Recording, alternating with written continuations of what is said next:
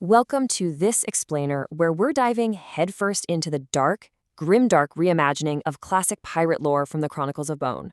We'll be looking at the shifting tides of power in this totally unique cinematic universe. Look, if you think you know the story of Peter Pan, Neverland, and the pirates who sail those magical waters, well, prepare to have your expectations completely capsized.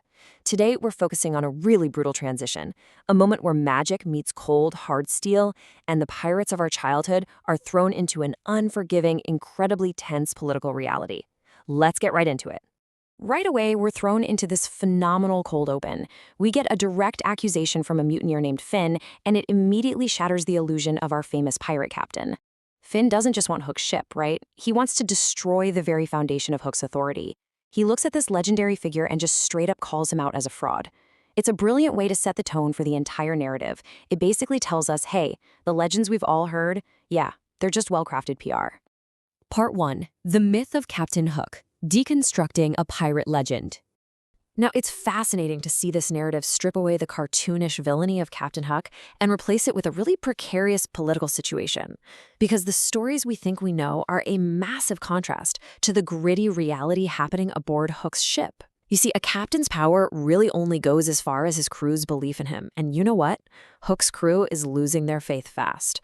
According to our mutineer Finn, Hook didn't even conquer Neverland on his own. And actually, a character named Vic is the one who killed Peter Pan. Hook? He's dismissed as a mere banner boy for the mains. Basically, he's twisting history to his favor to wear the trappings of victory. For anyone studying leadership or just how narratives are built, this shows exactly how fragile power becomes when the myth just doesn't match the reality. But Finn made a fatal error here. He assumed the tales of mermaids were just as fake as Hook's legend. Yeah, he was completely wrong about that. Hook quickly demonstrates that while his legend might be a bit fractured, his ruthlessness is 100% real. With chilling composure, Hook literally has Finn thrown overboard, telling him he's going to see for himself what a mermaid does to a man. This decisive, absolutely brutal action instantly quells the line of mutineers and reaffirms his command.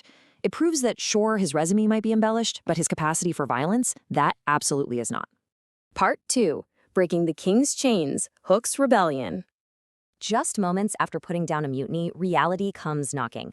Hook gets an order from King Varric to return to Haven's Rock and lead a fleet against another self-declared king. Now, surviving a mutiny is one thing, but Hook is smart enough to realize that Finn's accusations didn't just come out of thin air. The crew's unrest is a symptom of a much larger disease affecting his command. He actually refers to Varric as a lifeless leech and acknowledges the really bitter truth here. They aren't free men sailing the high seas anymore. Like he says, they're just pawns on two men's chessboard. And this realization, it's the catalyst for a massive shift in strategy. To secure his legacy as the greatest pirate and the true king of the seas, Hook takes 3 incredibly decisive actions to reclaim his independence. He tells his crew that a pirate is only as good as the tales told after their death, echoing for centuries, and he fully intends to have the greatest one yet. So first, he orders the main banners pulled down so they can sail under a single independent flag, and his ultimate goal? To kill both of the self-declared kings. It's a huge, audacious pivot from being a pawn to literally flipping the entire chessboard. Part 3. The Terror from Below, the Destruction of Silver's Fleet. Okay, so just as Hook declares this grand plan to conquer the known seas, the universe throws a massive curveball that completely recontextualizes everything we know about the dangers of these waters. The crew stumbles upon the ruined fleet of the infamous Long John Silver, and they pull a legendary survivor from the water, the red-haired pirate, Anne Bonny. Hook actually notes his respect for John Silver's determination, even though he thinks Long John Silver's a terrible name, which is pretty funny.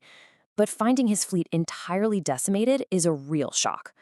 Pulling Anne Bonny from the wreckage isn't just some fun cameo of historical pirate figures, it serves as a seriously grim warning. Because if a determined captain like Silver was destroyed, something highly lethal is lurking in the water. Anne Bonny's sheer terror really highlights the massive technological leap that her crew had to face. She is completely traumatized, screaming that they're all doomed. I mean, think about it. To a traditional pirate living in an age of wind and sails, a ship that operates without them and deliberately sinks beneath the waves, it's utterly incomprehensible. Her mind can only process it as a monster, a literal beast. What Bonnie is actually describing is a technological leap that traditional pirates simply can't wrap their heads around. She details a ship made of steel, rising from under the waves and firing cannons that travel underwater. Now, Hook's crew assumes she just has cabin fever, but Hook, he listens. This fundamentally changes the rules of engagement in this world. Swords, wooden ships, traditional cannons, they're entirely useless against an armored, submersible vessel. The old power structures are suddenly entirely obsolete. But unfazed by these rumors of black magic, Hook remains incredibly pragmatic. Realizing this underwater beast has likely captured his ally Tinkerbell, Hook pivots his ship to the City of Ash to find a way to fight back against this overwhelming force. Because if this vessel was in these waters, it explains Tinkerbell's disappearance perfectly. He tells Anne Bonny that what he's about to acquire at the City of Ash will make her rethink the idea that this vessel can't be stopped. He's not backing down, he's actively seeking an equalizer. Part 4. Enter Captain Nemo, the true king of the seas. The collision of classic pirate fantasy with this Jules Verne-esque science fiction creates an incredible climax right here. Arriving at the City of Ash, Hook and his crew are confronted not by traditional rowdy pirates, but by highly organized, well-dressed men who don't even need to draw their swords. Hook asks for the time, noting it's precisely 10 o'clock, right before the ambush happens. This little detail perfectly contrasts the chaotic, brutal nature of Hook's pirate life with the precise clockwork discipline of his new enemies. They greet him politely as the legendary Captain Hook, and specifically tell him there's no need to draw steel. They are operating on an entirely different level of power. These emissaries aren't here for a swashbuckling fight. They're here to broker a hostile corporate takeover. The gentlemen lay out terms on behalf of their captain, declaring him the true king of the seas and the realms of man, Captain Nemo. When Hook asks if they killed Long John Silver's men, the emissary just calmly explains that Mr. Silver received this exact same offer, refused it, and consequences followed. I mean, wow. It is a chilling, totally corporate-style delivery of a death threat. Hook, who just hours earlier was boasting about killing kings and reclaiming his independence, suddenly realizes he's walked right into a trap set by an apex predator. Recognizing they're completely outmatched and that Nemo likely holds Tinkerbell hostage, Hook is forced into a desperate retreat to Dead Man's Bay. He acknowledges that Silver's pirates are dead, Tinkerbell is in Nemo's custody, and honestly, if they stay, they'll undoubtedly share Silver's fate. He makes the smart call and orders an immediate withdrawal to regroup. So we are left with this massive, dramatic cliffhanger. Can the pirate of myth survive the steel reality of Captain Nemo? The ultimate takeaway from this explainer is just how brilliantly this narrative strips down characters we thought we knew. Hook isn't fighting Peter Pan anymore. He's fighting a literal technological revolution beneath the waves.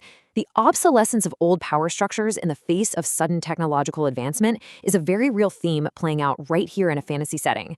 Can a pirate captain whose legacy is built on myths and tales defeat an enemy armed with steel submarines and calculated precision? It really leaves us questioning the very nature of power in this universe and eagerly anticipating what moves Hook will make next in Dead Man's Bay. Thank you so much for joining me for this explainer, and keep exploring the depths of these incredible stories. Hello Hollywood trailer watching now, baby. Yes, now. Thank you for subscribe and more like and comments. Thank you.